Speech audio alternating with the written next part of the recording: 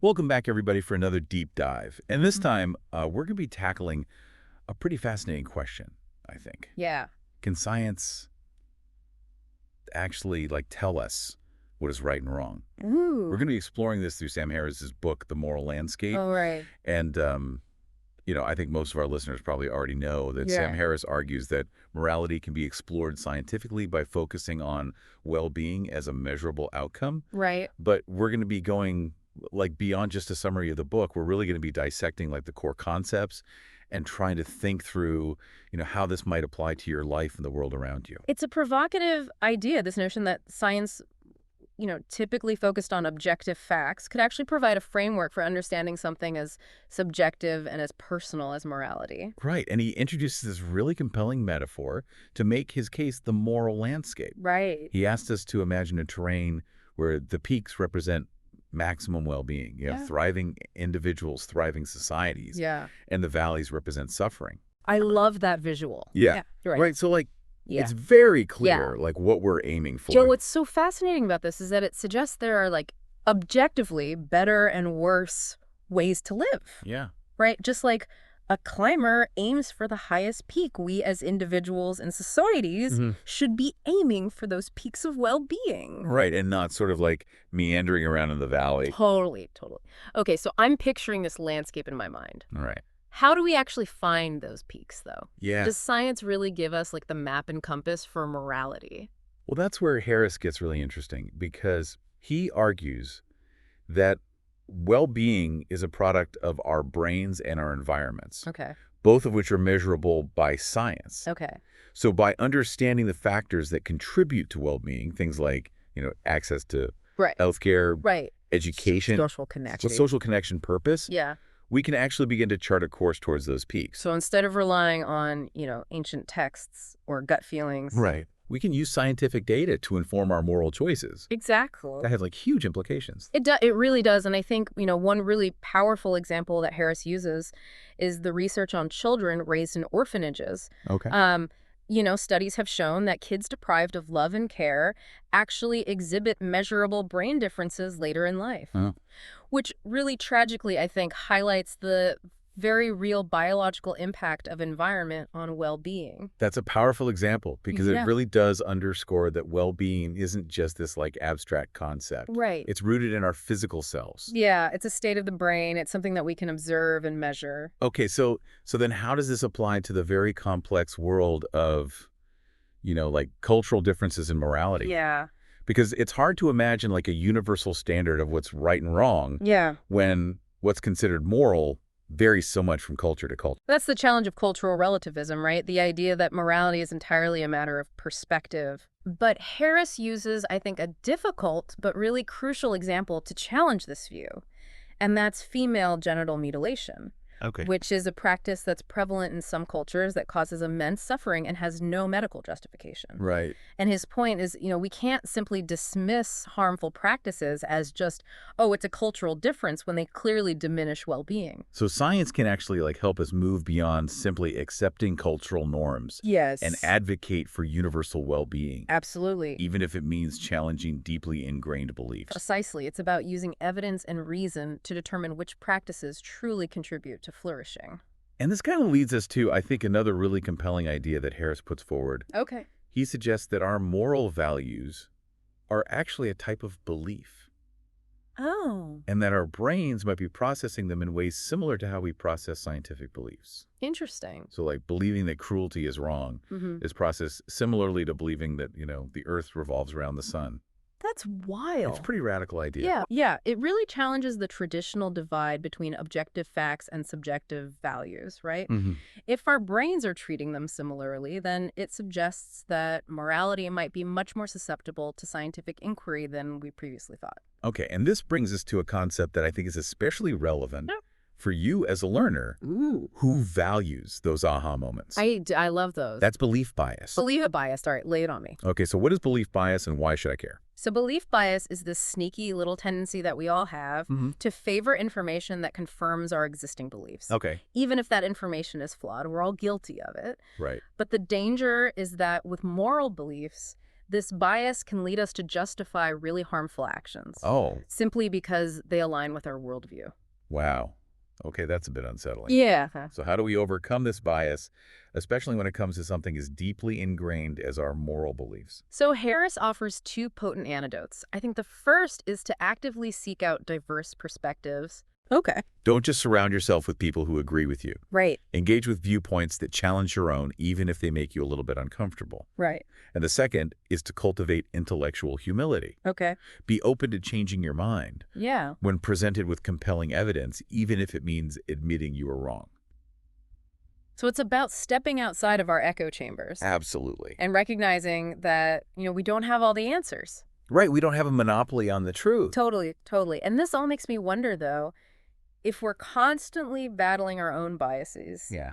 how much control do we actually have over our moral choices? That is the question. Right. And that's precisely where Harris takes us next, into the mind-bending realm of free will. Ooh, buckle up. Buckle up, because this is where things get really interesting. I'm ready.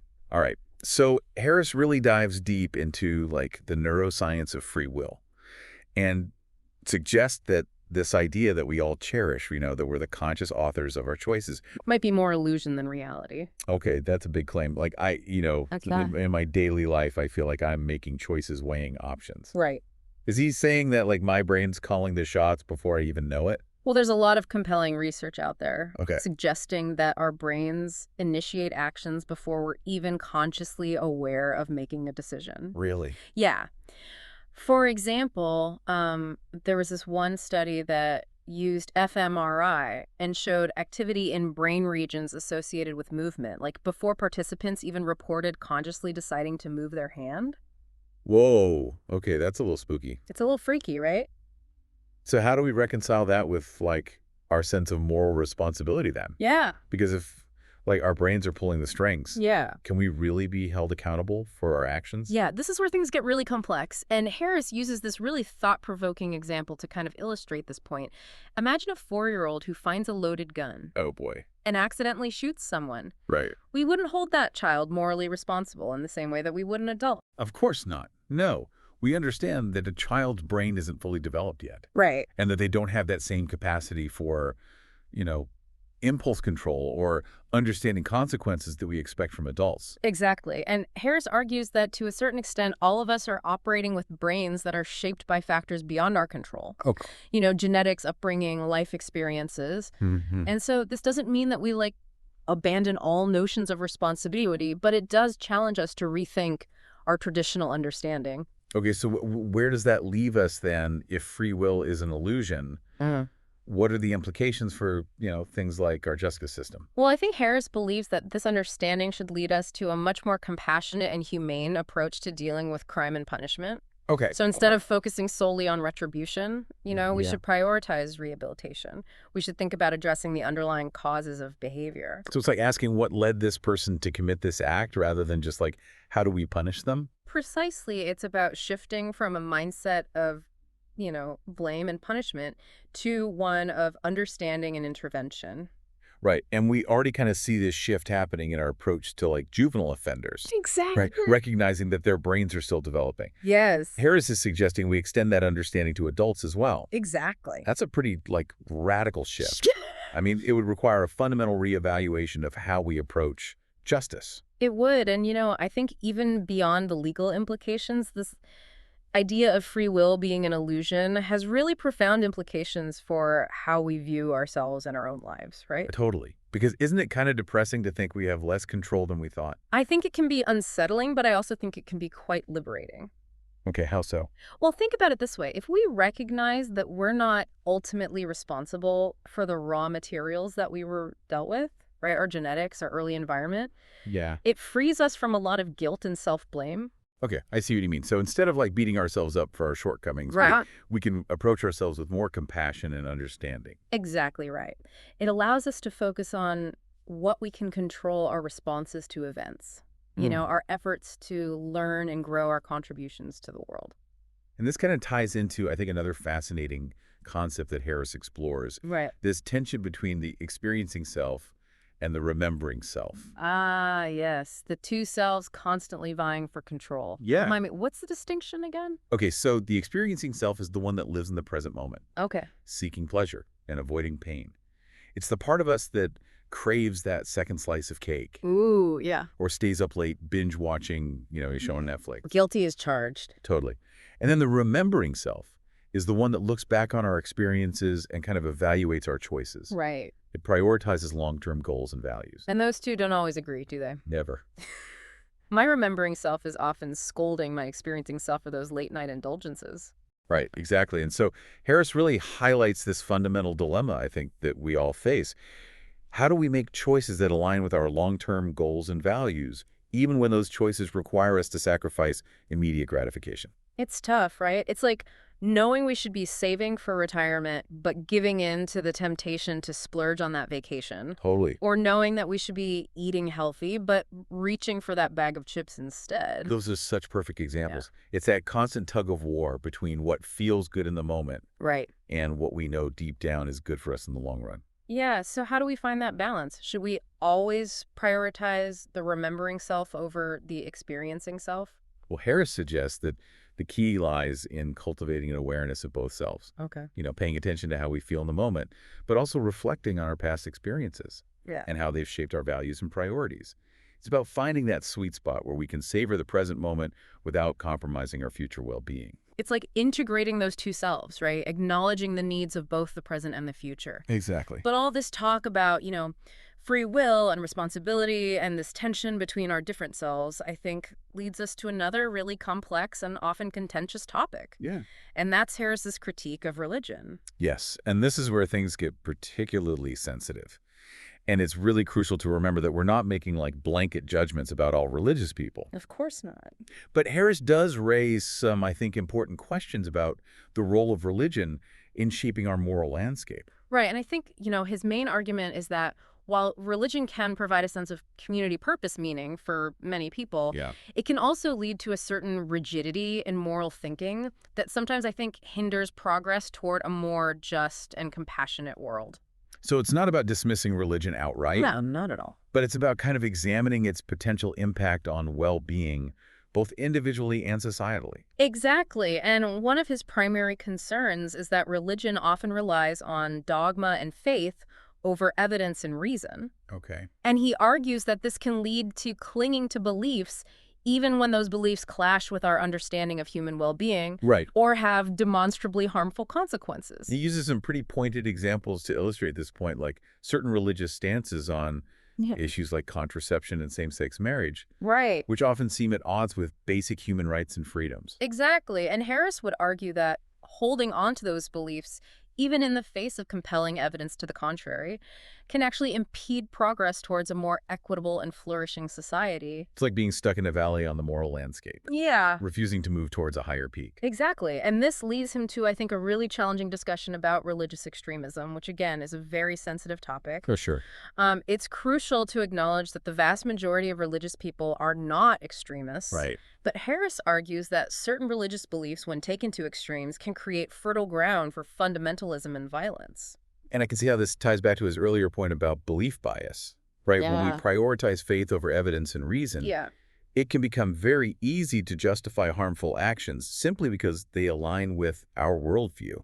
Absolutely. And this is where Harris's call for a more evidence-based approach to morality, I think, becomes especially relevant. Yep. He argues that science, with its emphasis on, critical thinking, open inquiry, testing hypotheses, offers a much more reliable path to understanding human values and promoting well-being. So it's not about abandoning religion altogether. No. But it's about approaching it with a more discerning and informed eye. Yeah. And recognizing that blind faith can sometimes lead us down some pretty dangerous paths, even when those paths are paved with good intentions.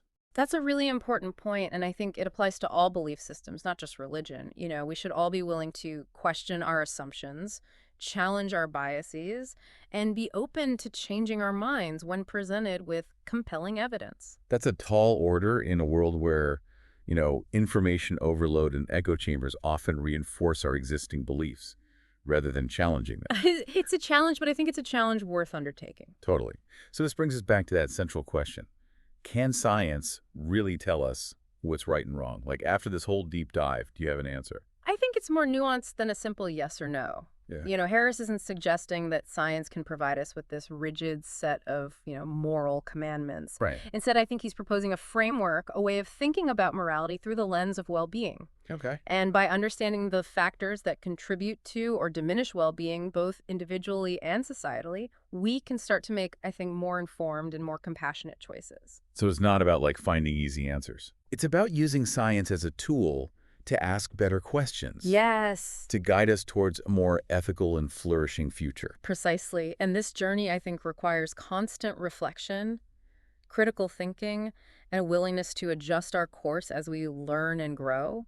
I feel like we've only just scratched the surface of this moral landscape, Yeah. Such a vast and complex terrain. It really is. And that's what makes it so fascinating, right? Yeah. There's always more to discover, more to learn, more to question. And that questioning is key, I think, right? Absolutely. Because Harris's work isn't about just, like, handing us a set of, prepackaged moral answers. Right. It's about empowering us to think critically Yeah. about these complex issues and to engage in thoughtful dialogue with others who hold, different perspectives. It's about moving beyond those knee-jerk reactions and those kind of us versus them mentalities that so often dominate these discussions about morality, Yeah. Recognizing that we're all in this together, We are. navigating this moral landscape as best we can. Totally.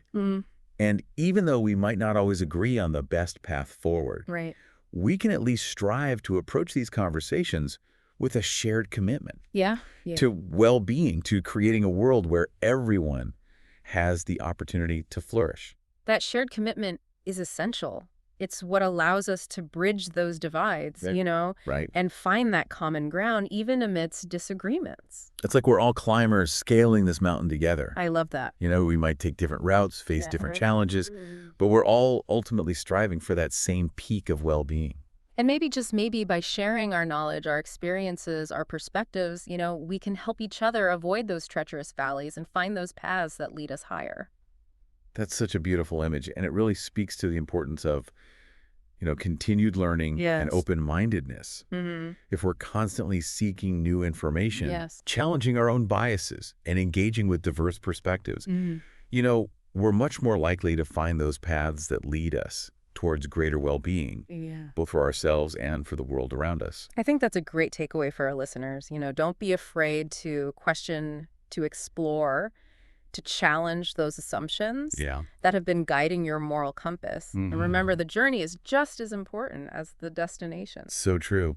Well, this has been an incredible deep dive, I gotta say, Yeah, into the moral landscape. it has. I feel like my brain has been stretched Mine too. in all sorts of new and interesting ways. Yeah, I'm always amazed by, how much there is to learn and how much our perspectives can shift Yeah. when we're open to these new ideas. And that's the beauty of this whole deep dive process, right? Joy. Embracing curiosity, asking those tough questions. Yes. Being willing to have our minds changed. And sometimes the most profound aha moments come from those moments of discomfort, when we're forced to confront our own biases and re-examine our long-held beliefs. Totally. So to all our listeners out there, keep exploring, keep questioning, keep striving to create a world where everyone can thrive. Couldn't have said it better myself. Thanks for joining us on this journey. It's been a pleasure. Until next time, stay curious.